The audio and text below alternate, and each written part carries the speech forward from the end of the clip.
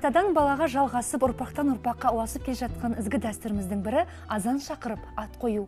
Сәбиіне есім бергенде еліне елеулі, халқына қалаулы болсын деген игі ниетпен баласының есімін елден ерекше етіп атауға және мән берген біздің ел. Ат қою дәстүрінен халықтың наным түсінігін, салт санасын, арман мүддесін, эстетикалық талғамын да анық байқауға болады. Армысыздар көрермен, тікелей эфирде өмірдің өзі және мен Толқын Қабылша.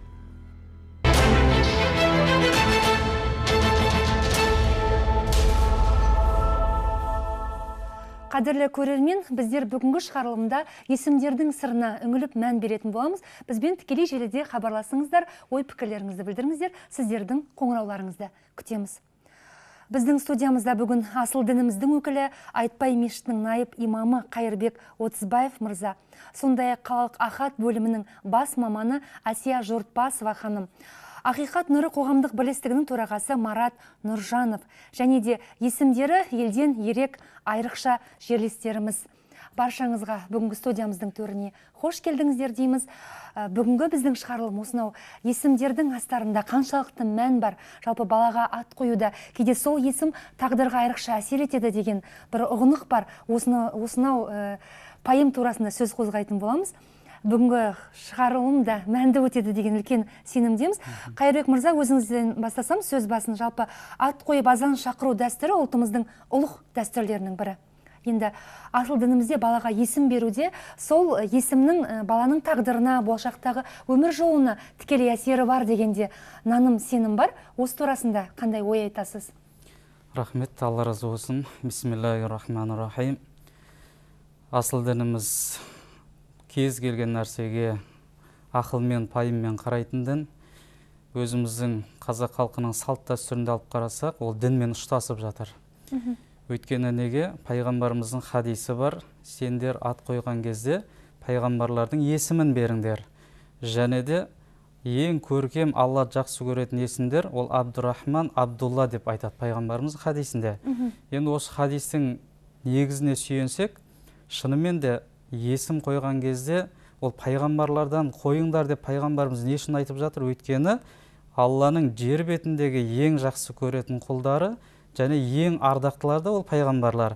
Ал енді пайғамбарлардың есімі қойылса, пайғамбарлардан кейінгі ардақты тұлғалардың есімі қойылса, салиқалы, тәрбиелі ұлы кісілердің есімі қойылатын болса, ол кейінгі ұрпақ оған еліктейді. Біз білеміз, Мұхаммед есім бар бізде, иә? Ибрахим есімі бар, Яхия есімі бар, Иса өсіп кете береді. Ал енді Мұқағали деген есімнің өзі де сол пайғамбарымыздың бір есіміне келеді. Мысалы, Абайдың өзінің арғы тегіндегі қойған есімі ол Ибрахим. Оның азан шақырып қойған есімінің негізіне қараған кезде де сол ұрпақ тәрбиелі болсын, сол ұрпақ таза болсын, сол ұрпақ иманды болсын деген мақсатпен асыл дініміздегі негізгі жүйесі осыны қойып береді. Пайғамбарымыз осыған шақырып жатыр. Енді қысқаша бір айтатын нәрсе, пайғамбарымыз пайғамбарлық келгеннен кейін оған дейінгі есімдер бар ғой. Егер дінімізге қайшы келетін болса, адамның тағдырына кері әсерін тигізетін болса, бұл есімдерді өзгертуге пайғамбарымыз өзі бастап кіріскен. Мысалы үшін бір сахаба келеді, исламды қабылдағаннан кейін, оның есімін сұрайды, оның есімі Абдул Хаджар деп келеді. Оның мағынасы не? Тастың құлы деген мағына. Сонда пайғамбарымыз саллаллаху алейхи ва саллям оның есімін басқа есімге ауыстырады. Яғни ол мағына дінге де және өміріне де кері әсерін тигізетіндіктен осыған тыйым салған. Түсінікті. Жалпы енді біздің халқымызда осы ат қоюға келгенде өзіндік бір айрықша мінезі болған. Яғни жұма күні дүниеге келсе Жұмабай, бейсенбі күні дүниеге келсе Бейсенбек деген секілді, сол секілді мынау ауылына хан келсе хан келді, би түссе би келді, қожа келді деген ауылына үйіне дәл сол тоғағы болып жатқан кезде келіннің үйіне қожа мырза отырса қожа келді деп те есімді атай салған. Сондай-ақ біз білеміз, осы адамдардың жас ерекшелігіне байланысты 40-бай, 50-бай, 60-бай, 70-бай деп сол кездегі әкелерінің жасынан хабардар беретін есімдерге айрықша құмар болған. Енді бүгінгі кезеңде заман өзгерді дейміз. Заманның талабына қарай адамдардың ат қоюдағы талғамы да айрықша болып жатыр. Ендеше біздің ортамызда қалалық ахат бөлімінің маманы отыр Асия ханым. Бүгінгі таңдағы біздің ата-аналарымыз өздерінің бөбектеріне қандай есімдерді қоюды хош көреді? Осы турасында айтып өтсеңіз. Рахмет. Нәресте шыр етіп дүниеге келген кезде жаңа азан шақырып есім қойылады деп жатырмыз ғой. Сол есімдердің енді тіркеуші орган, енді оларға есім берілгеннен кейін ең алғашқы куәліктері, жаңа құжаттары жазылады. Ол біздің мекемемізде азаматтық қала актілерін тіркеу ахат бөлімінде жүргізіледі. Бірінші нелеріңізге қатысып отқаным өте қуаныштымын деймін. Өзекті мәселе көтеріліп отыр. Енді қазір 2016 жылда бізде 10 мыңға жуық нәрестеге ат қойылып, туу туралы куәліктер беріліпті. Соны енді осы бір ғана жылдың ішінде, яғни бұл қуанышты жайт, Сыр өлкесінде 10 мың бөбек дүние есігін ашты. Дүние есігін ашып, туу туралы куәлік алыпты. Ол да қуанарлық жағдай деп есептеймін. Сосын енді қазір енді сонымен өзім салыстырып қарап отырсам, бір айта кететін нәрсе, бізде осы 2016 жылдың шілде айынан бастап, бұрын 2 ай болса туу туралы куәлікті алу мерзімі бізде 3 күнге өзгертілді. Енді ол да былайынша қарап отырсақ, босанған әйелдерге өте тығыз уақыт, аттың да. Ол да былайынша ат қойып үлгере алмай сөйтіп жатады енді арасында.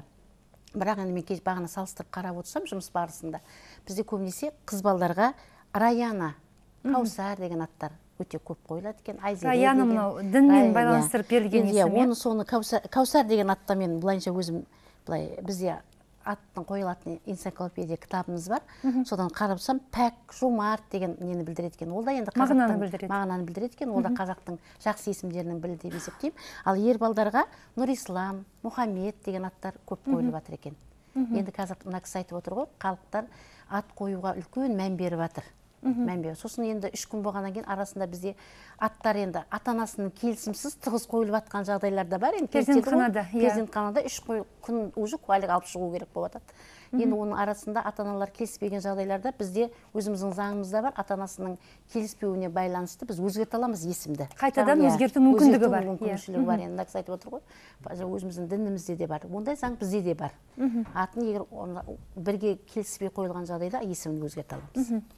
Біздің студиямызда дәл осылай есім айрықша Қасқыр есімді жерлесіміз отыр.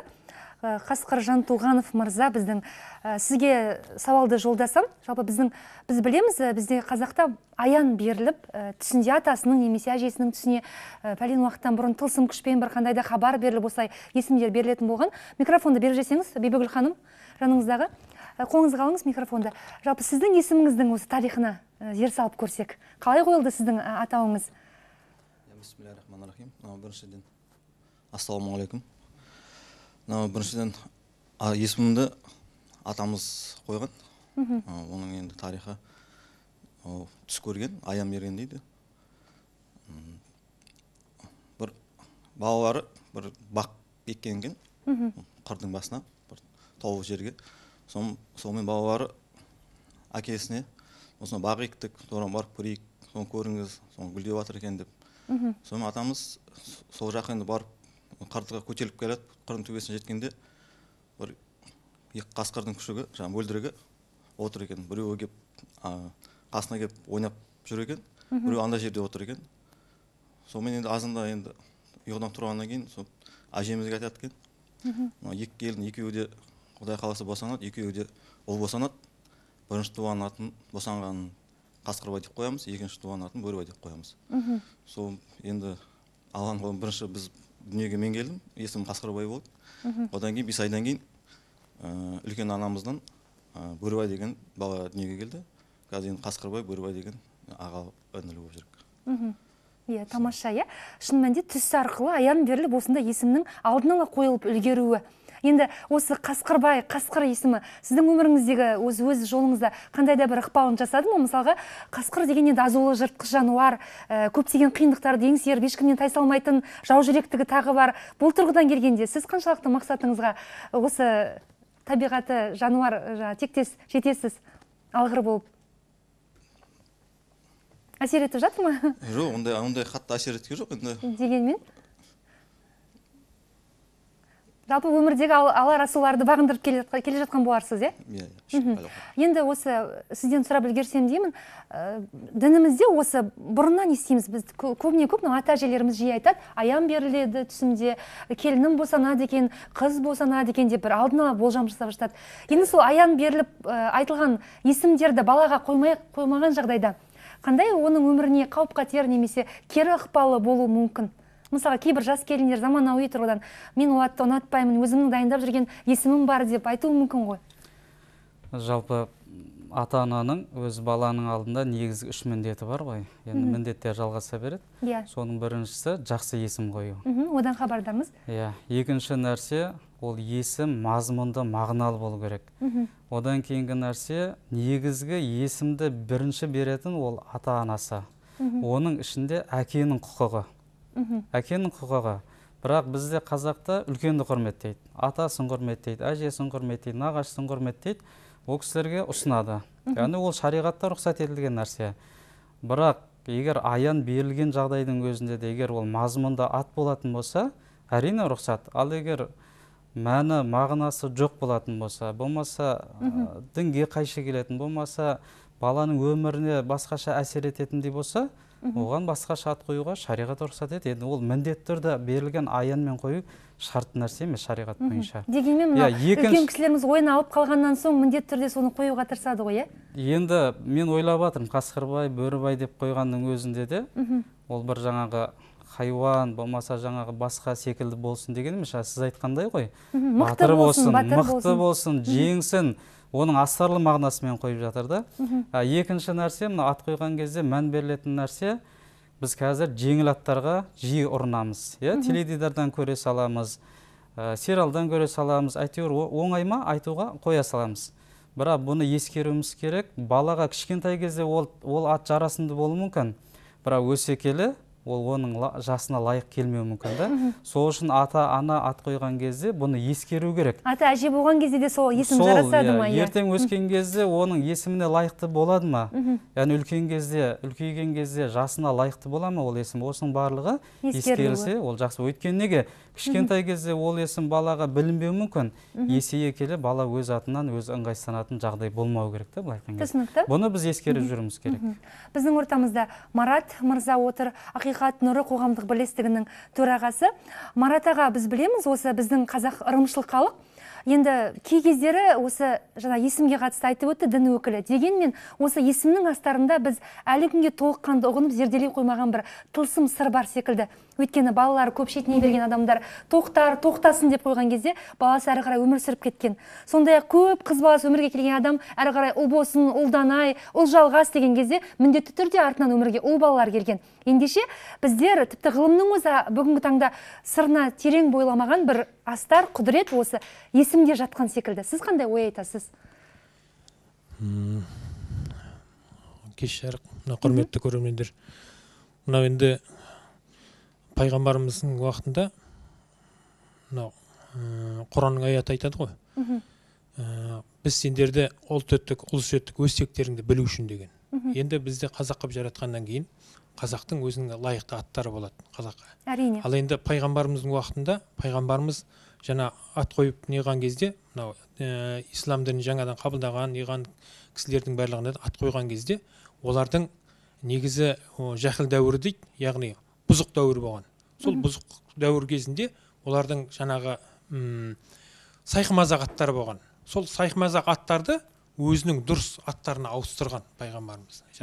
Енді ол тереңге бойлағанда мен жаңа есімдерге қатысты білгім келіп тұр. Шын мәнінде өзіңіз де куә болып жүрсіз сол жағдайға, иә? Тіпті көз тимесін деп мынау итемген деп те қойып жатады баласына. Өте нашар адамның аттарды береді кейде. Бізде мысалға қарап отырсаңыз, Құранның аятына да сүйенеді, біздің ата-бабамыз сүйеніп келген. Әрбір нәрсе ниеттеріңе қарап беріледі деген Құранның аятында. Енді мынау бізде мен енді бір жеңгемізді білем, жақын жеңгемізді. Алматыда көшіп кетті, қазір уақытта Алматыда тұрады. Оның фамилиясы Сасықбаева, Зейнегүл. Енді ол кісінің атасы мысалға бала тоқтамағаннан кейін, неғымағаннан кейін оның атын өзгерткен жаңа, Сасықбаева деп. Яғни Сасықбай деп қойған. Иә, Сасықбай деп қойған. Сосын сол кезден кейін барып, бала тоқтаған. Оған бала тоқтамаған. Сол сияқты, сосын жаңа біз айтып жатырмыз жаңағы ұл адамдардың аттарын қойып жатыр, не жатыр деп. Бізде мысалға ата-бабамызда ұлы адамдардың аттарын қойған кезде қоюға көп не қыла бермеген. Неге? Ол атты алып жүру керек болған. Оның салмағы болады. Соған лайықты болу деген. Соған лайықты болу керек. Сосын алып жүре алмай қалар деп жаңағы қорқатын, не қылатын болған шамалы. Сол себептен ана өзіне лайықты не аттарды қойғызатын болған. Сосын жаңағы айтып жатыр жаңағы Қасқырбай не деп, мына мысалға кейбір нелерде мынау бала тоқтау үшін не ол үшін итбай деп, күшікбай деп қоятын болған жаңағыдай бала тоқтау үшін. Осының бәрі ниетке байланысты. Әрбір нәрсе жаңағы. Ниетке де байланысты шығар. Дегенмен осынау есімді атағанда бір ғана қарап отырсаң, жай ғана есім, бірақ соның шын мәніндегі жаңа тағдырдың беріп отырған теперішін, тәлкегін өзгертіп бұрып жіберуге қандай құдіреті бар? Мен осыны білгім келеді. Дінімізде бұл туралы айтылған ба? Жалпы есім өте маңызды нәрсе. Өйткені пайғамбар хадисінде бар. Иә. Сендер өздеріңе жалпы балаларыңа жақсы есім қойыңдар дейді. Және ақырет күні сендер әкелеріңнің есіммен қосып шақырыласыңдар дейді. Енді бұл есімнің не үшін бұлай пайғамбар өйтіп айтып жатыр деген кезде, бұл есім шынымен де маңызды, мазмұнды болу керек. Енді көрінген нәрсені қоя беруге ол адамның қадір қасиетін қашырмау. Біз мына нәрсені түсініп жатыр. Мен Сасықбай, андай мындай аттар қойылып жатыр ғой. Мүмкін ол қазақтың өзінің бір қалыптаспаған ырымы ғой, енді ниеті сол, қалайды солай. Әйтеуір ешкім мән бермесе екен, біреудің көзі түспесе екен, басқа қылмаса екен дейді. Бірақ біз бұны ескеруіміз керек, дұрыс есімге көңіл қоюымыз керек. Егер есім қадірлі болатын болса, есім жақсы болатын болса, бала соған еліктейді. Және ол есім ауыр болады деп айтып жатыр ғой. Егер ол есімді балаға біз жақсылап түсіндіруіміз керек, кім екендігін. Біз Бауыржан деп кез келгенге қойып жатырмыз, Абай деп қойып жатырмыз, Мұқағали деп қойып жатырмыз, бірақ ата-ана соны кім екендігін түсіндіріп жатыр ма? Шын мәнінде да. Енді мақсаты, ниеті әжесі қойып берді, әрі қарай ата-анасы соны алып кету керек. Бала міне Абай текті болды. Абай елді елге танытты, әлемге танытты. Ең болмағанда сен соның өлеңін оқы, өміріне елікте. Әсер етеді. Ал егер мән бермесе, ата-ана көрсетпесе, бала сол қалпында қала береді. Сол үшін де есімге келген кезде мен ойламаймын жаңағыдай, әйтеуір бала ешкімге елеусіз болсын, қоғамда орны болмасын деген нәрсені қоюымыз керек. Керісінше қадірлі болатын, елге сыйлы болатын, өзінің жолын табатын жақсы есімдер қойса, өте жақсы болады. Нұр үстіне нұр дейсіз ғой, түсінікті. Енді Абай Құнанбаев деген біздің қазақтың ұлы ақыны, қазақтың сөз өнерін, хас өнерін соншалықты әлемге танытып мойындатқан, қазақтың поэзия өнеріне соны із салған айрықша тұлға. Ендеше Абайдың есімін еленіп жүру үлкен аманат, үлкен сын деп білеміз ұғынғанға. Біздің ортамызда Абай Құнанбаев есіміз жерлесіміз отыр. Жанында әжесі Аманкүл апай. Немереңізге Абайдың есімін бердіңіз, балаңызға Құнанбай деп ат қойдыңыз. Ендеше сіздің де ниетіңіз бұл тұрғыда айрықша болған болар. Сізді тыңдап көрсек, микрофонды ұсынсаңыздар. Бәріне саламат барсыңдар, балдарым. Кеш жарық. Бұл атты мен атам қойды. Атаңыз қойды. Атам қойды. Балдарының атын 6 ұлы болды, 6-ауында бәрін марапаттап өзі қойды. Жаңағы Мұхамбет деген ат бар еді, Мұхамбет деп балам бар, түсімді көрді деген. Содан осы Құнанбайды атам қойды. Содан қойған 1,5 жасында Құнанбайдың атам қайтыс болды, осының баласын Абай қойды маған айтып кетті. Аманаттап кетті, иә? Аманаттап, соны Абай деп атын қойдық біз. 6 ұлында бәрін өзі марапаттап атамның өзі қойған. Ойбой, ол кезде бәрі палуан. Әлбек палуан, Мәлбек палуан деп Мұхамбет түсімде көрді, Мұхамбет пайғамбар деп қойды деп онда қойған, ондай да балам бар. Құдайға шүкір. Менің шалым жалғыз еді. Соған Серік көзінде үлкен ұлды Серікбай қойды, одан Шәріпбай қойды, сосын ыңғай палуандар біздің үйде. Түсінікті? Иә. Жаныңызда енді Абайға сөз берсек, Абай микрофонды қолыңа ал. Енді есімің айрықша, иә? Мектепте, Абайға микрофонды берсеңіз. Мектепте сенің аты жөнің аталғанда елең етпейтін жан болмайтын шығар. Енді қайбір ортада жүрсең де Абай Құнанбаев деп аталған кезде. Абай атаң жайлы не білесің өзің? Абай атам жайлы ақыншы болған. Ақын болған, иә? Жазушы болған. айрықша қабілет кемеңгер тұлғамыз болған, Енді апа, мінекей, Абайдың есімін қойғаннан соң осы балаға сол Абайдай дана, дара болуға ұмтылдыру үшін қандай да бір кітаптар оқып беріп, баланы білімге жетілдіру, бұл жағында қандай тәрбие бар? Сіздерде тағылым бар? Енді бұл жағын әр бала өзі қабілетімен оқып, білім алу керек қой. Қазір мен болсам 77-те оған мына кітапты оқып болған үйрете алмаймын. Әке-шешесі үйретеді ғой. Бірақ та енді білмеймін ғой, Алла тағала өзі атамыз қойып кеткеннен кейін сол Абайдың қандай болғаны біледі бұлар бәрі де. Еңбек деген балаға дейін біледі. Сондықтан алға баланың өзі ұмтылу керек. Әрине. Ұмтылу керек. Менің атым осылай деп дәрежеге жету керек. Мен де жеткен жақсы көрем. Осылай жақсы. Соған тілектессіз. Тілектес болғанда қандай. Сол еріп отырмын ғой қартайсам да. Әрине. Енді Абайдың есімін еленген соң сіздің де өмір жолыңыз өнегелі, барынша үлкен мақсаттарды бағындыратын жақсы бір елдің азаматы болып өсуіңізге біз тілектеспіз. Ортамызда Бибігүл Төлегенова есімді бойжеткен отыр. Енді Бибігүл ол біздің қазақтың бұлбұл атанған көзі тірі аңыз тұлғалардың бірі. Сіз қандай ой айтасыз есіміңізге байланысты? Саламатсыздар ма? Менің атымда өзімнің атам қойған, Бибігүл Төлегенова деп, атамның аты Төлеген. Енді бұл кісі өзі білмеймін, Бибігүл Төлегенованың жақсы болса керек, мені де сондай сол кісі сияқты әнші болсын деп армандап қойған екен. Бірақ енді ондай өнерім жоқ, олай өлең айтатын. Кішкене күніңізде ән салдыңыз ба? Кішкене күнімде мектеп қабырғасында салдым, бірақ қазір ондай өнерім жоқ, ән айтпаймын.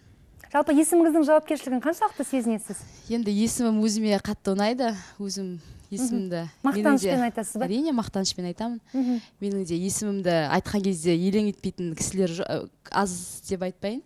Мектеп қабырғасында да, колледж кезінде де барлық апайлар жаңағы айтатын тұғын, Бибігүл Төлегенова, қандай атың бар, неге өлең айтпайсың деп. Енді ондай өнер болмағаннан кейін. Бүгінгі таңда қай салада жұмыс жасайсыз? Жеке кәсіпкер. Кәсіпкер саудасымен айналысасыз, түсінікті.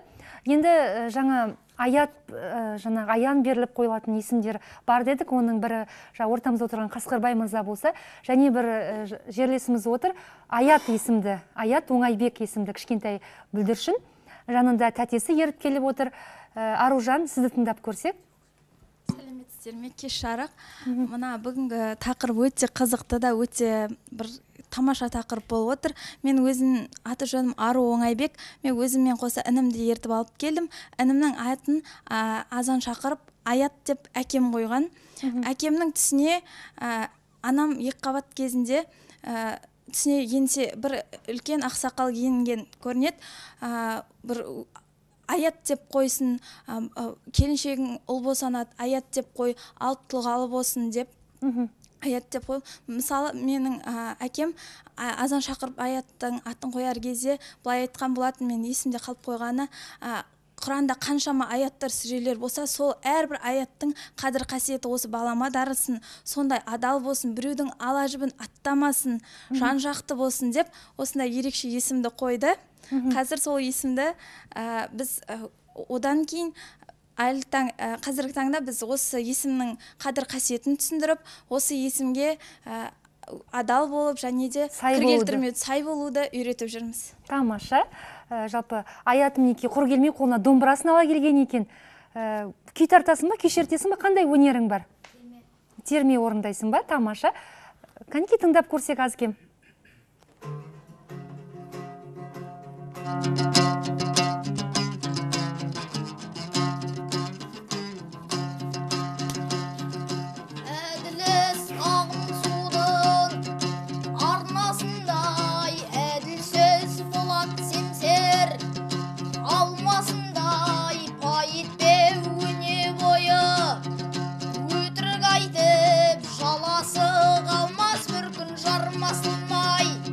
Беуде. Сіздің сан жеткісіз, етсіз алал, есесі өтеледі. Жалғасындай жалған сөз жасырынбас, жапсаңдағы шулаған өлімтіктің қарғасындай. Қарулы қолындағы ескектей ақра сөз алыс жолдың. Тамаша. Рахмет үлкен. Ақылыңдай, айным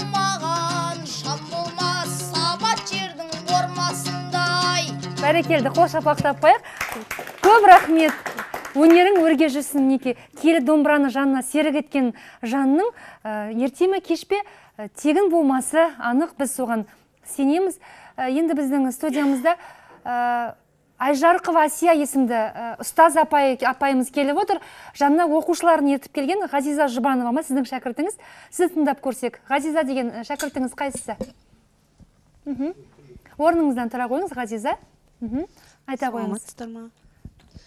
Менің шәкірттерім Ғазиза Жұбанова және Ұлықпан Жолдасов. Ұлықпан Жолдасов, тамаша. Екеуі де 8-ші сынып оқушылары, екеуі де мектептің үлгілі шәкірттері. Осындай есімді, осы есімге лайықты және ата-аналары осы кісілердей болсын деп, соның жақсы қадірлі қасиеттерін бойына дарысын деп ырымдап қойған деймін. Менің ойымша. Өзіңіз қай баға бересіз? Енді екеуі де мынау музыка әлеміне жақын тұлғалардың есімін алыпты, е? Енді музыка әлеміне жақын болмаса да, былайынша айтқанда сөз өнеріне, жалпылама айтқанда баланың бойында басқа дарындар бар. Мысалға әдебиетке, мысалға абай оқуларынан менің шәкіртім Ғазиза Жұбанова мысалға 3-ші орын иеленді бүкіл қала бойынша. Ұлықпан өзінің сыныбында өте тәрбиелі, тәртіпті, үлгілі оқушылар қатарынан. Екеуі де үлгілі оқушылар қатарынан. Жалпы мақтан етемін. Мақтан етесіз, е? Енді есімдеріңізге сай болуды сіздерде мұрат тұтатын боласыздар. Әлде хабар барысында уақыт болса сіздерді сөйлете жатамыз. Біздің ортамызда Мұқағали есімді біздің кішкентай жерлесіміз отыр. Мұқағали атасының есімін иеленген, Мұқағали секілді қазақтың жырына құмар, сондай талантты бүлдіршін бала. Мұқағали, Кәнекей, сені тыңдап көрсек. Менің атымды Мұқағали деп қойған себебі менің туған күнім Мұқағалидың туған күнімен бірдей. 9-шы ақпан күні өмірге келдің, е? Менің атымды әжем мен тәтем қойған. Тамаша. Мені Мұқағали сияқты ақын болсын, аудармашы болсын деп қойған. Тамаша. Мұқағали атаның өлеңдерін жатқа оқитын боларсың? Иә. Жырларынан қуат алатын боларсың. Ондай болса бізге бір жырын оқып берсең Мұқағали Мақатаевтың. Арыз жазып кетейін, авторы Мұқағали Мақатаев. Бүгін менің туған күнім, ой пәлей, мына адамдар неге жатыр тойламай, банкет жасап берер едім өзім бақ, тәңірдің бір жартпаяқ қойғанай. Мына дүние неге жатыр үндемей, алаулатып тойдың шоғын үрлемей, құшақ-құшақ гүл шоқтарын лақтырып, мынау шапан, мынау атың міндемей.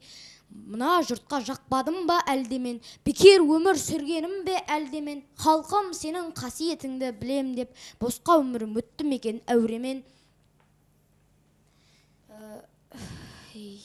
Тойланбаса тойланбасын нетейін, той көрмей-ақ, сый көрмей-ақ өтейін, қаламымды берші маған бәйбіше, болашаққа арыз жазып кетейін. Бәрекелді, тамаша.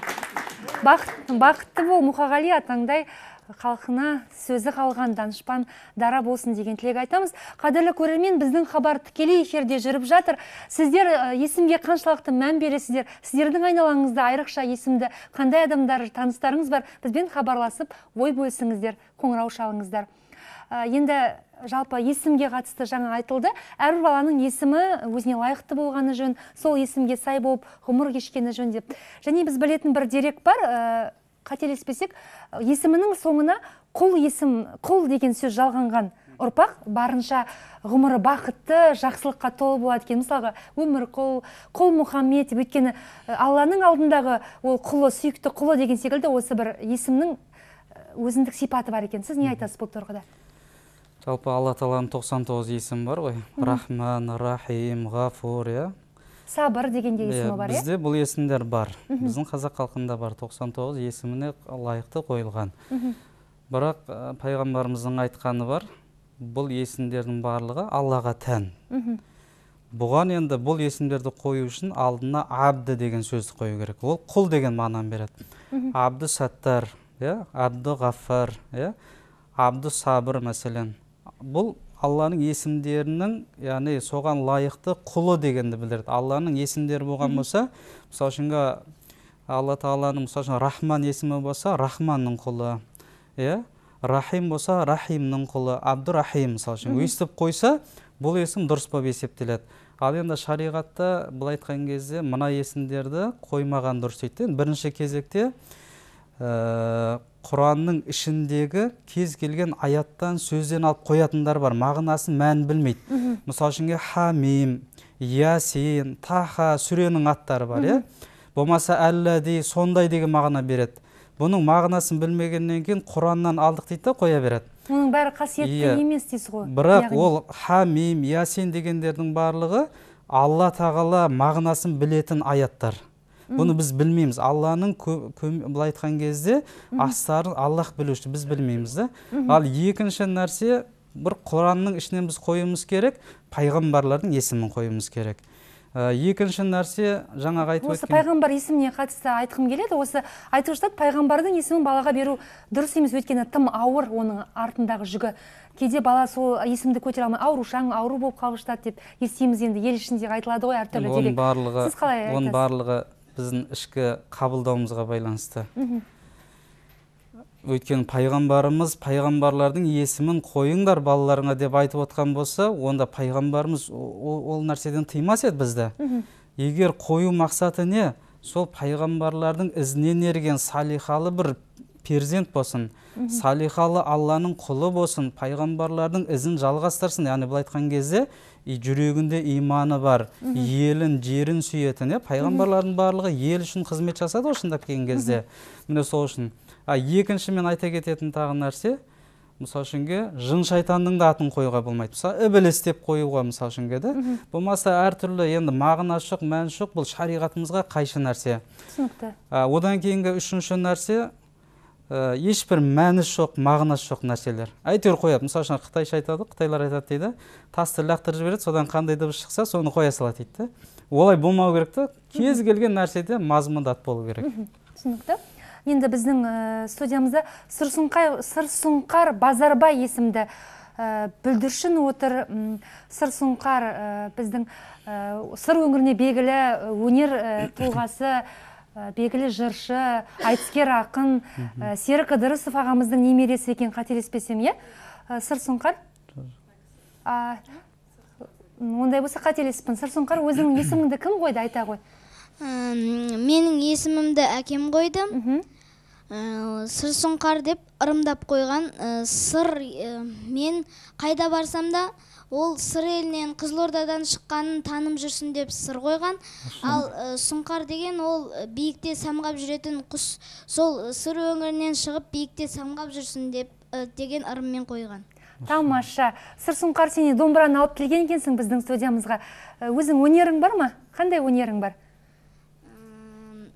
Домбыра тартам. Домбыра тартасың, күй тартасың ба? Микрофонды сіз ұстап отырсаңыз.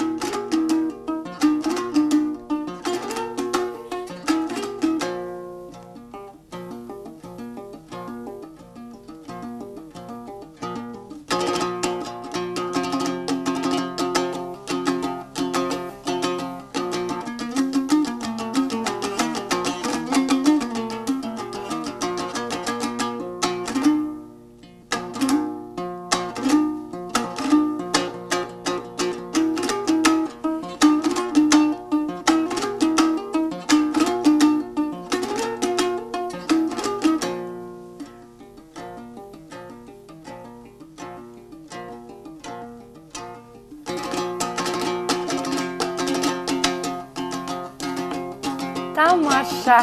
Доғыл шапалақ. Рахмет. Мінекей көріп отырсыздар, сыр сұңқар шын мәнінде біздің сырдың күй өнерінде самғайтын сұңқары болғалы тұр екен. Тіл көзден аман бол деген тілек айтамыз. Осы ата-анаңның үмітін ақтайтын сырдың атын әлемге паш ететін атақты күйші болуыңа тілектеспіз. Көрдіңіздер, домбыра қағысы қалай, өзінің ұстауы қандай, шын мәнінде тфай-тфай талантты бала. Бізбен көрермен хабарласып үлгерген екен. Тыңдап көрсек. Алло. Тыңдап тұрмыз. Сәлематсыздар ма? Саламатсыз ба? Сәлематсыздар ма? Сәлематсыздар ма? Иә. Өте қуанып отырмыз. Сіздерге көп-көп рахмет. Творчестволық табыс тілейміз. Мына құжаттағы есімді бірнеше жылдан кейін өзгертуге болады ма? Сіздерге көп-көп рахмет. Құжаттағы есімді бірнеше жылдар өткен соң өзгертуге болады ма деген сауал жолдады. Рахмет хабарласқаныңызға. Күлдәрі Асия ханым қандай ой айтасыз? Жаңа мен айтып өттім ғой, бізде енді сол бізде 7 түрлі іс жүргізіледі осы не бойынша. Сонда не атын, тегін, есімін өзгерту деген бар бізде. Ол күрделі санатқа есептелінеді. Енді құжаттарында дұрыс болмайтын болса, есімді де өзгертуге болады. Ол үшін бізге хабарлассын. Қандай құжаттарды рәсімдеу керек қайтадан, не? Негізінен өзінің туу туралы куәлігін біз басшылыққа аламыз, сосын ата-аналарының өзінің жеке басының куәліктері, бұрынғы дүниеге келген кездегі метрикеді туу туралы куәлігін алып бізге хабарласса, өзгертуге болады. Тамаша. Көрермен естіп отырған болар. Әбден мүмкін екен сіздің. Енді біздің студиямызда тағы бір талантты бөбегі отыр. Есімі Ғазал Бану. Мен жаңа шатастырып жатырмын. Серік Ыдырысов ағамыздың үйіндегі немересі осы Ғазал Бану, кішкентай бүлдіршін. Орнынан тұра қойып, Ғазал Бану біз қателеспесек бүгінде мінекей медальдарын салып келіп отыр. Біздің сырдың атын шығарып жүрген балерина ма? Қандай балет өнерінің? Көркем гимнастикадан сондай шеберлігі бар екен. Неше жастасың, Ғазал Бану? 7 жаста. 7 жаста. Есімің туралы не айтасың? Адамзатқа жарасар ажарлану, халыққа міндет маған сәлем салу. Қазақшаға аударсаң әнші сұлу, атам қойған атымды Ғазал Бану. Тамаша. Неке, жалпы мынау ақындары қауымы біздер осы жыр жазамыз, ғазалымыз деп жатамыз. Енді сол ақындардың тамсанып өткен ғазалына айналатындай жақсы бір өнерлі бүлдіршін екен. Анасы отыр жанында. Қандай ой айтасыз? Микрофонды алыңыз қолыңызға. Кеш жарық. Мадина Қырғызбай қызы, е? Кеш жарық. Біздің бұл Ғазал Банудың атын атамыз осыдан 35 жыл бұрын қойылған. Бір немересіне ол ат о кісіге бұйырмай, енді бізге бұйырған. Сол әнші, сұлу деген мағынаны білдіреді екен.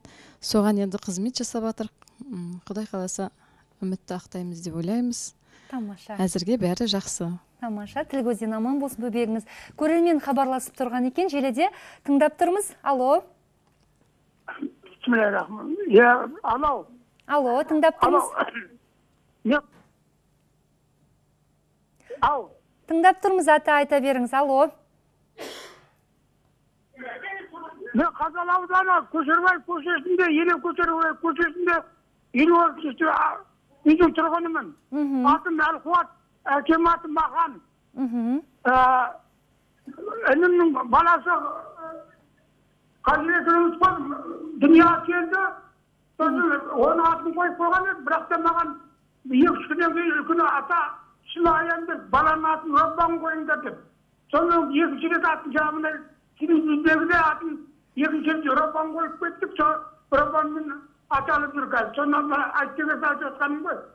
Атым Әлқуат Маханұлы. Рахмет, Әлқуат ата. Немереңіз өзіңіздің естіп тұрмыз. Немереңіз аман болсын, көз қуанышыңыз болып, ержете берсін. Рахмет хабарласқаныңызға. Түсімде аян берілген соң, немеремнің атын 3 күннен соң қайтадан өзгерттім деп жатыр. Мұндай жалпы оқиғалар жиі кездеседі. Енді Мұхтар Шаханов есімді біздің ортамызда тағы бір жерлесіміз отыр. Өлең өлкесінде өзіндік ізденісін жасап жүрген біздің сырдың шығармашыл жасы. Мұхтар, өзіңнің есімің туралы, есіміңізге сай болу мұратыңыз туралы айтып берсеңіз. Есімді атамның атасы қойған. Даусыңызды қатты шығарыңыз. Атамның атасы қойған. Атаңыздың атасы қойды есіміңізді. Мұхтар Шаханов сияқты ақын болсын. Иә. Енді елеулі болсын. Тамаша. Бүгінгі күні қолыңызға қалам ұстайтын қабілетіңіз бар, өлең жазасыз арасында. Жатқа білесіз ба өлеңіңізді жазып жүрген? Жатқа білмейсіз, Мұхтар атамыздай, енді Мұхтар атамыз өте қазақтың тілін, қазақтың мұңын жоқтап жүрген біздің қайраткер ақындарымыздың бірі. Соншалықты қазақтың өлеңіне жанашыр, сол кісінің сізге тағылымды жолын нәсіп етсін деген тілек айтамыз. Маржан Құрманғалиева, Маржан есімді отыр, бұл жеткен біздің ортамызда. Қандай ой айтасыз тақырыпқа қатысты? Армысыздар, барлығы айтып жатыр. Лұқпан Жолдасов отыр, Мәдина Садуақасова отыр қасымда. Барлығы керемет екен. Бұндай есімдер маған бір ерекше көрініп отыр. Және ырымдап қойып жатады біздің қазақта. Сол секілді менің де бөлелерім бар. Олардың үйінде 7 қыз бірыл, ырымдап олардың аттарында ұл болсын, Ұлжалғас, Ұлжан есімді болып қойылды да, кейіннен Нұрдәулет атты ұлдары дүниеге келді. Мен ойлаймын, осы жерде ағаларымыз айтып жатыр, ниеттеріне, ішкі өздерінің сенімдеріне байланысты деп, сол секілді ырымдап біздерде аттар қойылып жүр. Осындай ой айтамын. Тамаша. Енді біздің Мадина Садуақасова есімді жерлесіміз қандай ой айтасыз? Менің атымды әкем мен тәтем қойған. Мен атымды Мадина Садуақасова болсын деп әнші ретінде қойған. Қобалжымаңыз. Енді өзіңізге есіміңіз ұнайды ғой? Иә. Болашақта кім болғыңыз келеді өскенде? Мен әнші болғым келеді, елімнің мақтанышы болғым келеді. Бүгінде қандай өнеріңіз бар? Ән айтып жүрсіз ба, билейсіз ба? Ондай өнерім жоқ. Әзірге сабақты 5-ке оқып жүрген жақсы бір қызбын дейсіз ғой. Енді есімдерге қатысты жаңа айтып жатырмыз. Асия ханым, сіз де анасыз енді өзіңіз. Мінекей өмірлік тәжірибеңіз бар, қызмет барысында түрлі есімдерді кездестіресіз. Бұрындары біз білеміз, мынау кеңестік дәуірде дейікші, Карл, жаңағы Энгельс, Маркс деп қоя беретін аттарын. Колхозбек, Съезбек деген аттарды да естіді. Одан кейін мынау сериалдар жаңағы сәнге айналған кезеңде тіпті Джульетта, Марианна деп қойған есімдерде, Луиза есімді кейбір әжелерді көріп таңғаламыз бүгінде. Жаңа сіз айтып кеткендей, сөздің арасында жас кезінде жарасқан есім үлкейген соң көзге кейде сөкет көрінеді. Сіз қандай ой айтасыз осы есімдерге қатысты? Қандай ой түйіп жүрсіз өзі? Мен енді ойлап жүрмін. Мына кісі айтып отыр ғой, ат деген қойылған ат үлкен мағына береді адамға. Енді өмірден былайша түйіп көргенде атқа көп байланысты енді есімдер. Енді қазір мысалы байқап отырсам, Аделия деген аттарды, сондай аттарды мағанасы жоқ, Аделия жиі қояды, қойылып жатады енді. Енді сондай аттарды онша қойған қаламаймын сөзін шындығы. Бірақ бізге келген адамдарға біз енді арасында аттарын өзгертуге келген адамдарға біз кеңес беріп жатамыз. Мағаналы ат қойыңдар, қазақтың әдемі аттарын қойыңдар деп біз енді сөйтіп өз ойларыңызды айтып жатасыз. Өзіміздің ойларымызды айтып жатамыз. Мен өзімнің немде 2 қызым бар. Біреуінің аты Гүлжанат, біреуінің аты Мөлдір. Тамаша. Қазақтың кәдімгі мағыналы есімдері. Түсінікті. Көрермен желіде тосып тұрған екен. Тыңдап тұрмыз, саламатсыз ба? Алло. Үзіліп кеткен екен. Мүмкін болса тағы да хабарласып көріңіз. Жаңа Раяна атты есімді бүгінгі күні жастарымыз жиі қойып жатқан, мен де куә болып жүрмін. Ағайын туыс жақындарымыздың арасында осындай Раяна есімді кішкентай бөбектер өсіп жатыр. Раяна есімі осы қателеспесек жұмақтың есігі деген мағынаны білдіреді екен. Болат қаншалықты кішкентай перзентке ауыр немесе оның өміріне оң ықпалын тигізетіндей пайдалы? Жаннат деген есімнің өзі әдемі, Жаннат. Енді Жаннат кімдер үшін арналған? Алла тағалаға иман келтіргендер, Алланың жақсы көрген құлдары үшін Алланың әзірлеген бір керемет орны да бұл айтқан кезде. Ал енді сол жәннаттың қақпалары бар да, сол бір қақпасы Райян деп аталады. Райяна емес, негізі Райян. Райян кімдер үшін? Ол ораза ұстағандарға сүйіншілеп кіргізетін. Ораза ұстағандар бар ма? Райян есігінен келсін деп Алла тағаланың сондай шақыратындығы бар да. Енді бұл есім жақсы. Кәусар әдемі есім мысал үшін кеді, Нұр Ислам. Енді бұл тек қана діни ат қою шарт деген нәрсе емес. Мен осыған да тоқталайын. Жақсы діни есім болсын, егер оның есімі өзі шариғатқа қайшы келмесе, оны өзгерту шарт емес. Біз қазір кейбір жағдайларды байқаймыз. Мысалы үшін намазға жығылған кейбір бауырларымыз, мысалы үшін теріс бағытқа кішкене мойны бұрылып кеткен азаматтар өзінің әп-әдемі атын алады да Абдулла қылып ауыстыра салады. Мысалы үшін Қанат есім болсын, Серік есімі болсын, басқа болсын, осыны алады да ойбай бұл болмайды екен деп. Жоқ, егер ол есім ата-анасы бауырларыма Серік болсын, ағасында Серік болсын деп қойған болса, ол атты өзгерту шарт емес. Пайғамбарымыз өзгерткізді, кімді өзгерткізді? Аллаға қарсы келетін, өміріне дұрыс келмейтін сондай есімдерге өзгеріс жасауға әмір жасаған. Ал бірақ кез келген есімді өзгерту шарт емес. Енді апамыз айтып жатыр ғой, келіп өзгертем десе болады. Егер шынымен де ол есімі өзіне лайықсыз, қоғамға лайықсыз, жүрген жерінде бір атайын десе, ел ыңғайсызданатын болса, өзгертіп алса болады. Ол кезде болады. Енді Марат ағамыз отыр. Енді бұл есімдердің барлығын жаңа біз біліп отырмыз. Бүгінгі таңда заманауи заманның талабына дейікші, перзентханада анасы баласының есімін қойып, қолына құжатын арқалап шығады. Бүгінгі заман талабы жылдамдықты, ұшқырлықты қажет етеді. Дегенмен, осы ат қойып азан шақыру деген халқымызда ат айғақтап тұрған үлкен ұлы дәстүр бар ғой. Баланың құлағына 3 рет айқайлап, үлкен елге белгілі бір тұлғаларымыз сол есімді берген кезде ғана баланың сол есімі шын мәнінде азан шақырылып қойылған бір әдемі дәстүрмен еншіленеді екен. Бұған қатысты қандай ой айтамыз? Шын мәнінде осы келіндеріңіз үйге келеді, бәріңізде келіндеріңіз бар, немелеріңіз бар. Соның шілдеханасын жасайды, бірақ сол бір құлағына айқайлап, молданы шақыртып, азан шақырту ойға келе бермейтін секілді. Меніңше, сіз қалай айтасыз? Негізі, мына бізде бесік теріп өтіп отқанда, балдардың өздерінде ой, Нурик, Шурик деп не батады, анаң бәрі қарап отыр. Ол негізі құлағына сіне бастайды сондай нәрселердің барлығында. Сол себептен ол негізі мына кезінде ата-бабамызда бесік теріп өткенде неғанда анаған көп мән беретін болған, атына, есіміне, лайықты болып, ол құлағына сіңетін болған. Ол тек қана азан айтып ат қойып не емес, ары қарай соның бәрін жалғасын табатын болған.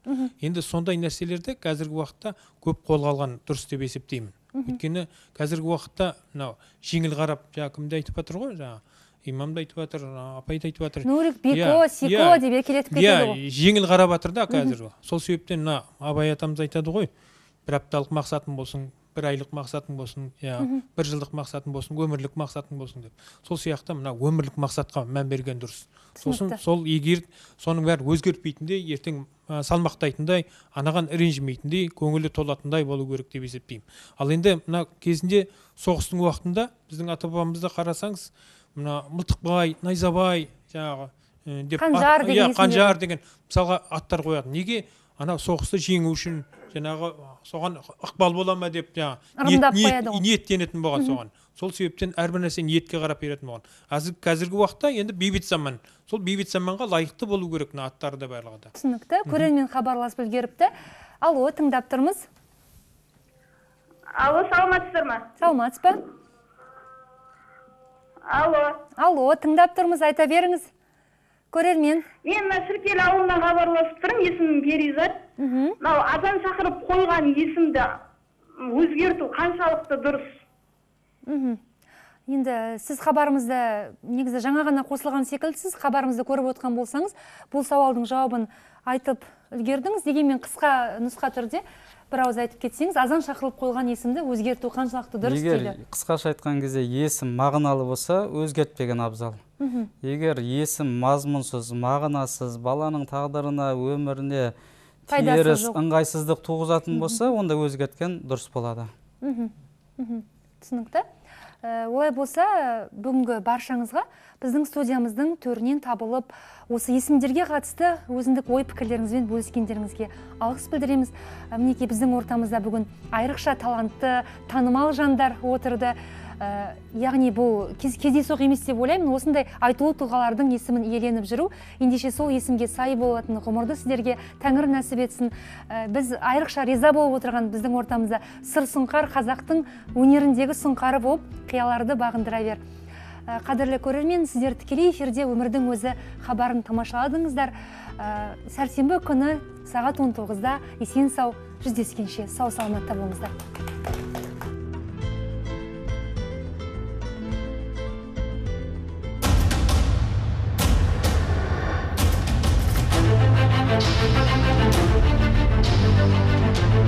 Thank you.